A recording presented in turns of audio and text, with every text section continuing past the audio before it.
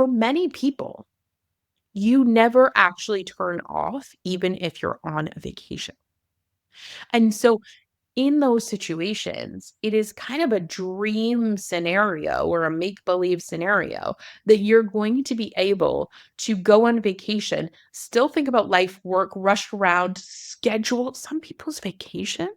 I love you all. But I'm like, who planned that? It's like every hour of the day has some kind of target or deliverable. Like there's something to do. That's not a vacation. That's quite stressful, right? Welcome to the Advanced Women's Health Podcast, where we empower women with the latest insights and advice on holistic health. From cutting-edge medical research to practical wellness tips, our mission is to help you thrive at every stage of life. Join us as we explore topics ranging from hormonal balance and reproductive health to nutrition and mental well-being.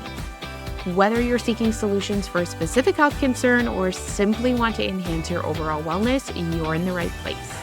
Let's embark on this journey to better health together. This is the Advanced Women's Health Podcast. Hello, everyone, and welcome back to the Advanced Women's Health Podcast. Today, we're going to do a solo episode.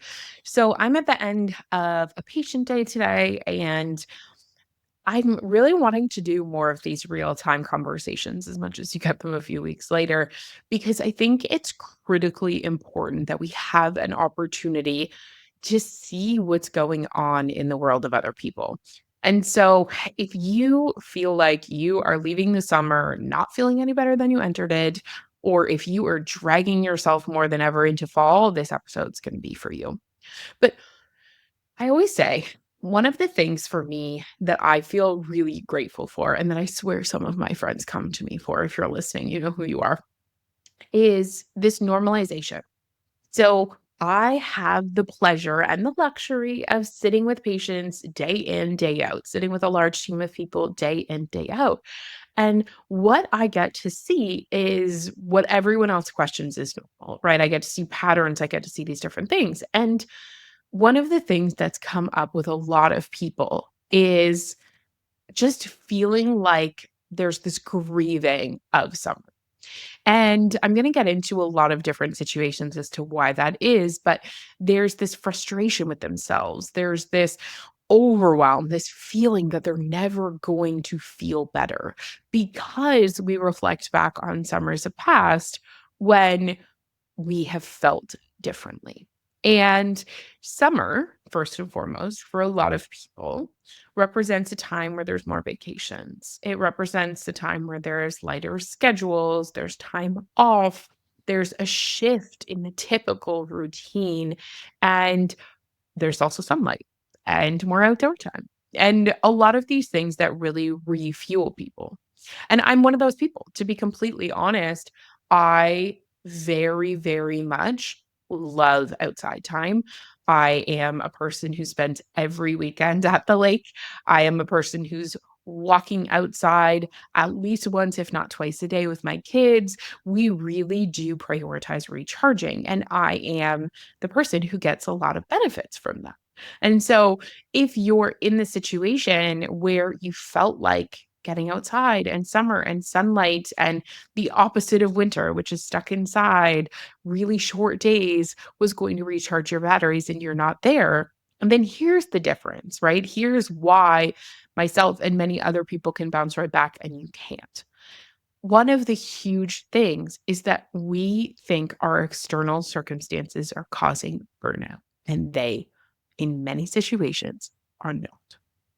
And for me, I feel like if women can finally understand this and take this on and just really embrace the fact that their external environment does not have to be the source of their exhaustion, their burnout, their hormonal disruptions, their weight changes, et cetera, if we can embrace that and understand that, then we can take control and take power again.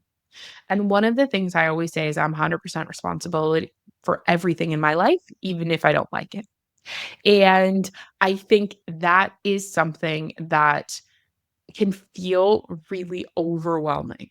It can feel frustrating. it can bring up a lot of feelings for people. But I always say for myself, if I don't take 100% responsibility, no one else is going to. And I am therefore not going to move forward. And I absolutely demand from life that I move forward on a continuous basis. For anyone who knows me, they know that is true. And so, what does that mean to take 100% responsibility? That means that you can make choices that absolutely and directly are going to give you the outcome you want. You just might not know what those choices are yet. And so you need to take responsibility for doing that work to get those answers to those questions. This doesn't mean that the handful of chips you ate over the summer is you need to take responsibility for that. And that is the reason why you don't feel good. That doesn't mean that you're sitting there and you feel a victim to the 20,000 kids activities. And some people, these weddings these days, like, my goodness. If you had 24 weddings over the summer, then you may absolutely feel burnt out. And I have no answers for you. I'm sorry. Those things are exhausting. But when we look at it, we have to take responsibility for what we can. And so that means that we need to look at structuring our day, speaking our boundaries, getting investigated, asking for help, doing the things we need to do to get us where we want to go. So let's dive into some different examples because I think this is always esoteric until we dive into some examples. So one of my patients came in. She's the mom of three, and she has a lot of vacation over the summer. She has the luxury of getting lots of time off. She's worked at the same company for a very long time. And so she chooses to take off over the course of a summer, a month. And so she was coming in end of summer and she's like, I took off a month at this point, pretty much. And I feel like I am in a worse situation than I went into the summer. I leave my curtains open. I want to wake up with the sun. I want to get up and exercise. I want to do these things before things get going with my kids, before we do camp drop offs and all these types of things. But I just hit snooze until the exact moment that I need to wake up. Like I am then rushing around. I don't get my morning routine. There's nothing romantic. By the time I get back, I'm already tired. I'm already not feeling great. And then we roll into, okay, needing to get everyone lunch because you need to feed children when they're home and rushing through that process. Then there was, again, less structure in her pickup and drop off schedule. So she spent a lot of her afternoon in the car. She's like, I don't mind sitting in the car. I just listen to podcasts or talk to friends or family, etc. But that structure and that routine was different than she was used to. She also said that there was lots of get-togethers, and as much as she ate pretty similar, she's like, there was some more snacking, there were more of those types of things that came up, and there was definitely more alcohol consumption. But she's like, this can't all be related to alcohol. And I was like, you know what? We don't know until we have data. So what we did in her situation is she had a smart ring. And so I said, okay, let's go look at like May and June. Let's look at your average heart rate variability. Let's look at your stress response throughout the day. And then let's also take a peek and look at sleep quality. And so one of the things that we found in her situation was that she was sleeping longer, which she felt like she was. Like she's like, I'm not staying up late, I'm not doing these things. But she didn't hit recovery sleep and good quality REM and deep sleep until much later into the night. So how I look at recovery is we look at your resting heart rate. And when you have these rings, watches, devices, is we can see that they drop overnight. So your resting heart rate hits its lowest point. And then that's what your body will say is your low resting heart rate. Well, hers shifted from about 10:30, 11 o'clock to not hitting her resting heart rate low until 2, 3 in the morning. She also didn't hit any deep sleep until after 11. And we saw this complete shift and change in her sleep quality. And so that's telling me you're sleeping more, the quality is less, and her heart rate variability had dropped really significantly. So at this point, she was just coming in for a follow up. I hadn't seen her in 4 or 5 months at that point. We didn't have repeat labs. We didn't have all these things. But in the visit, we were able to say, okay, something here really dramatically shifted. And so in her situation, as much as yes, she was drinking more alcohol, which definitely shifted her sleep quality on those nights. She was not getting hardly any REM sleep. Her deep sleep had decreased really significantly. Her resting heart rate was higher those nights, but she was also eating later. So what she found is because it was really nice out, the kids would all get home, everyone would get in their positions, places, right? They would have a snack later, and then they were not eating dinner sometimes until 8, 9 p.m.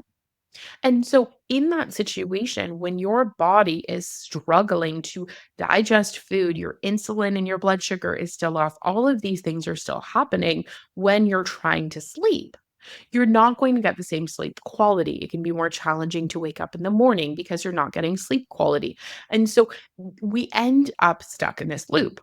The other thing that we know can happen is for certain people, depending on their liver and the nature of what happens when they consume alcohol, that can change bile acid signaling. That can also change cortisol and cortisol awakening responses. So that's another potential reason we don't have that answer yet, that she was not able to wake up in the morning.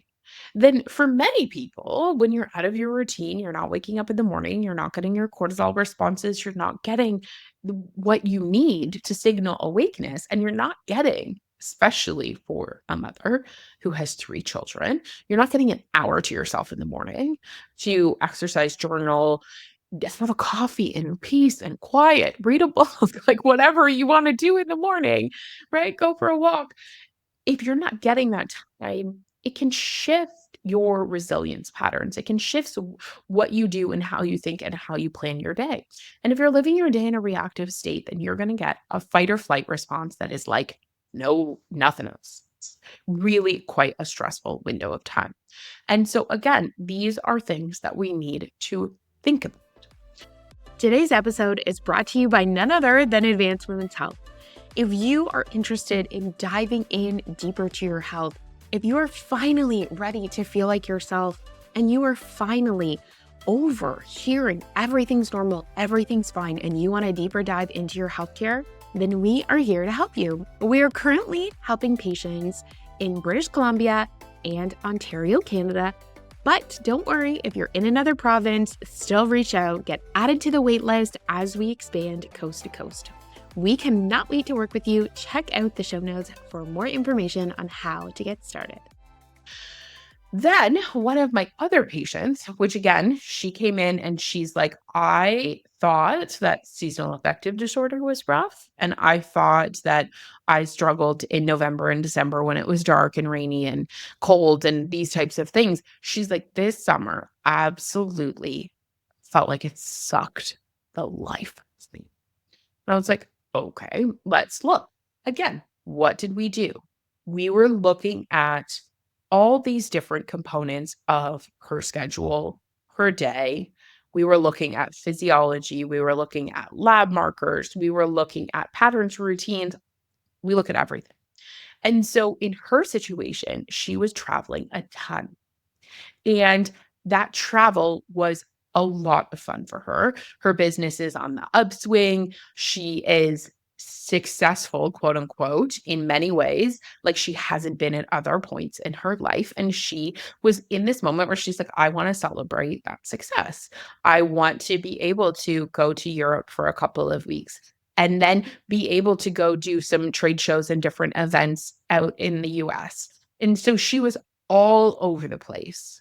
Her sleep, right, she felt was pretty good, but her circadian rhythm was shifted all the time, like all of the dang time. She also was dealing with stressors, but they were good stressors. So she didn't acknowledge the need to recover. She didn't acknowledge the need to have downtime.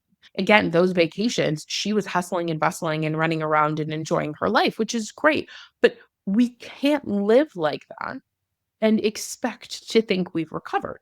Just because you're having fun doesn't mean you don't need to refill the tank sometimes. She had stopped all of her supplements because she was traveling. And so doesn't mean you don't need to take care of yourself. And this is something I personally need to acknowledge and recognize for myself very frequently because I love what I do.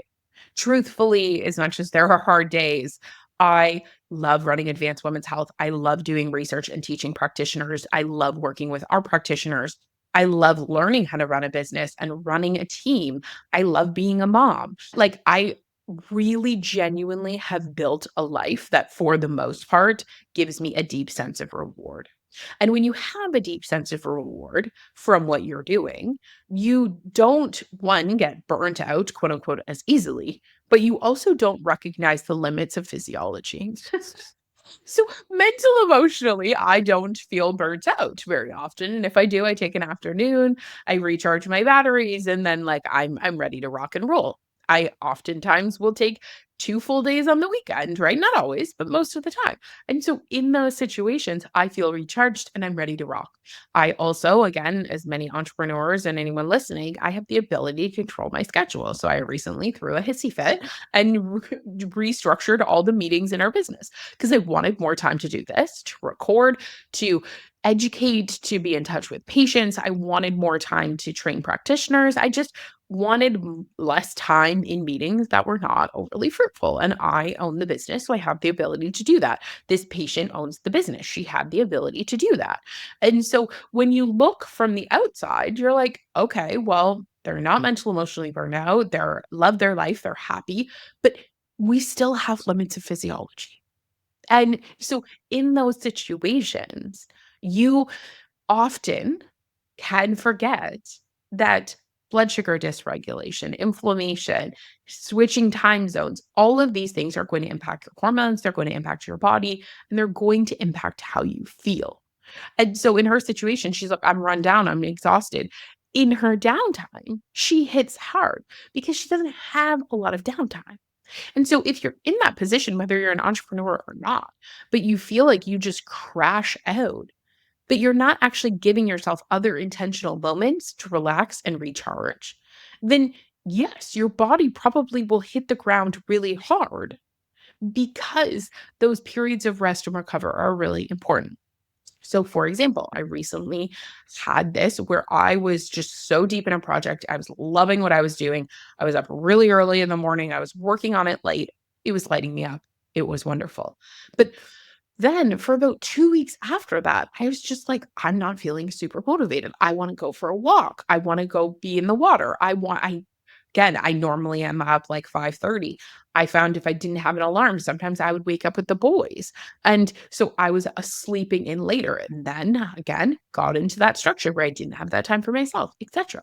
So we all are going to have these periods of ebbs and flows.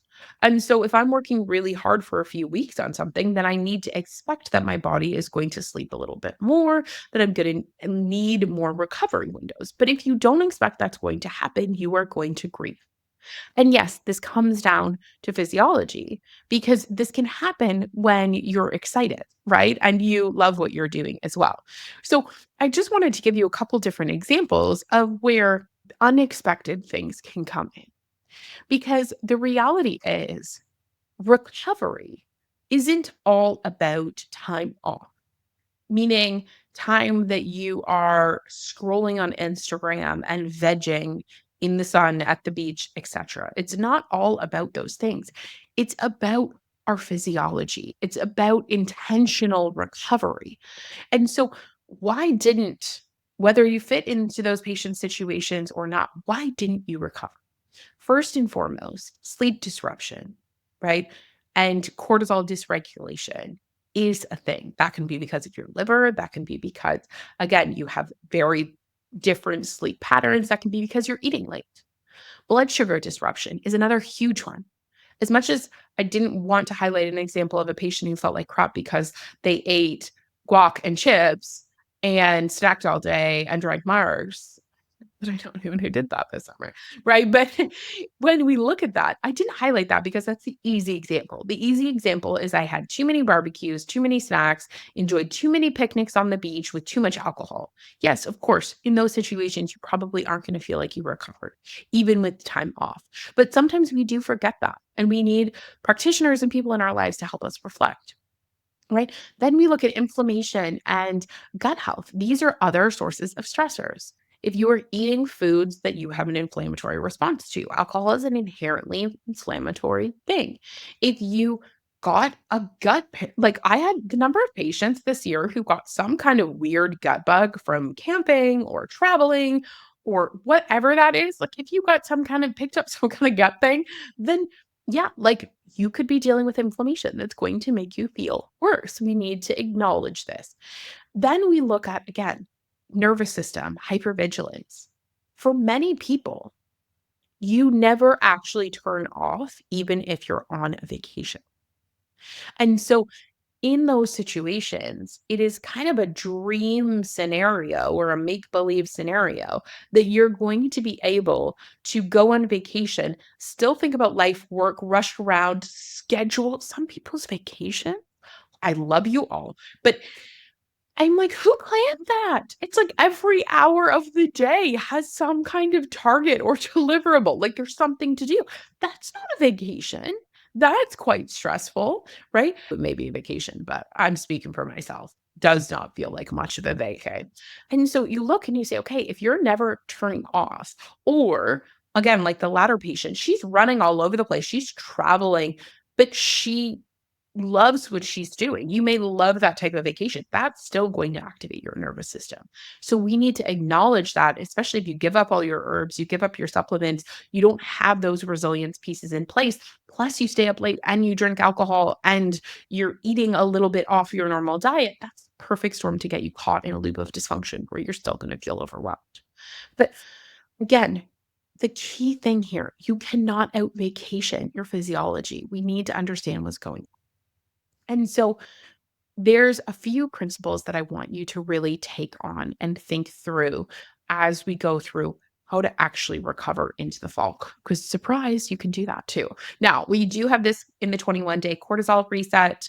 That is a part of the Advanced Women's Health membership that we offer for $27 a month. It's an educational platform that gives people the opportunity to just stay in touch, stay engaged, stay consistent between appointments, and again, get high quality information. So you can get that here, but I'm going to outline it for you. First and foremost, we need to take our metabolism seriously. So in this situation for you, that might mean that you need to just focus on protein and eating enough protein.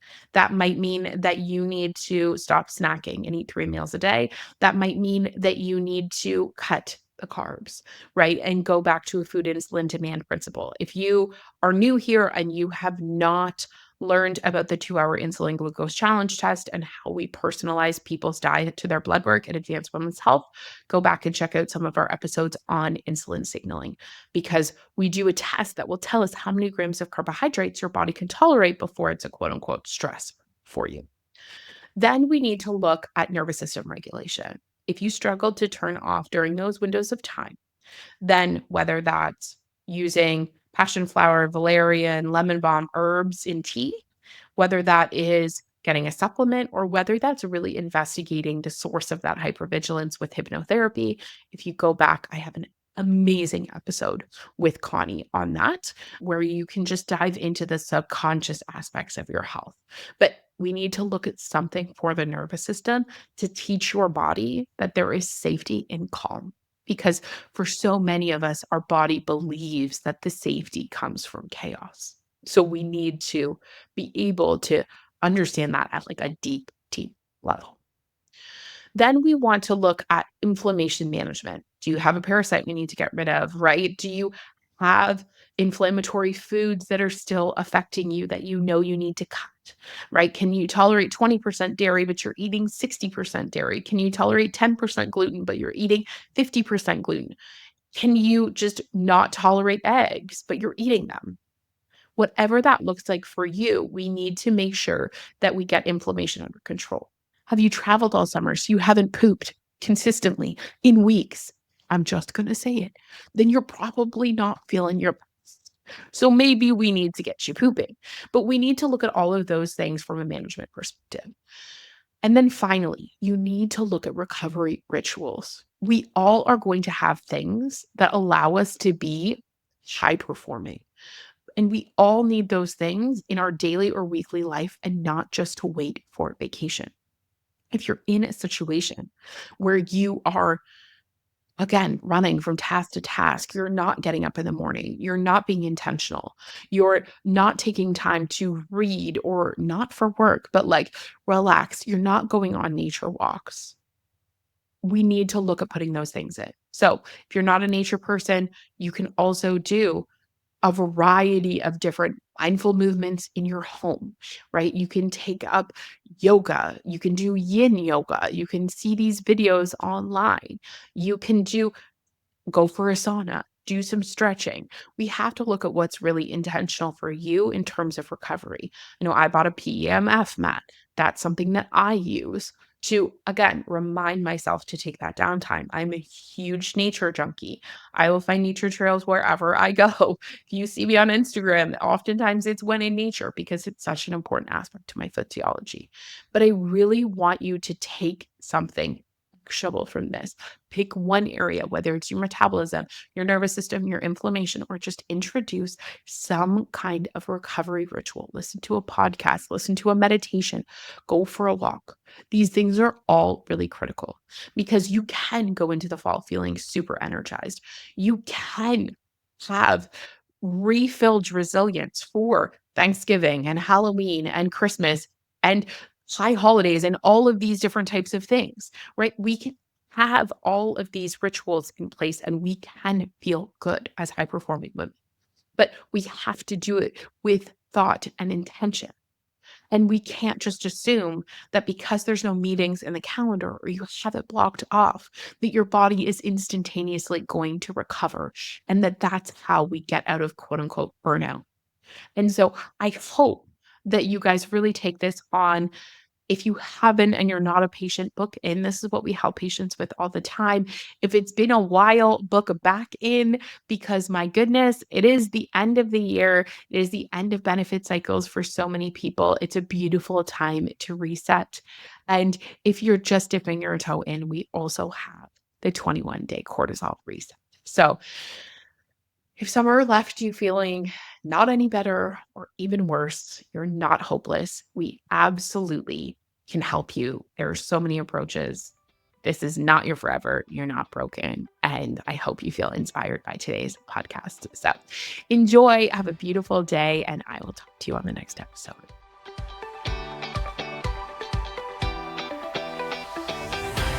Thank you so much for listening. I hope that you had as much fun as we did. And if you loved today's episode, share it with a friend and leave us a review. That is how we spread this message, and that is how we are going to revolutionize healthcare in Canada for women. Have a beautiful day and be well.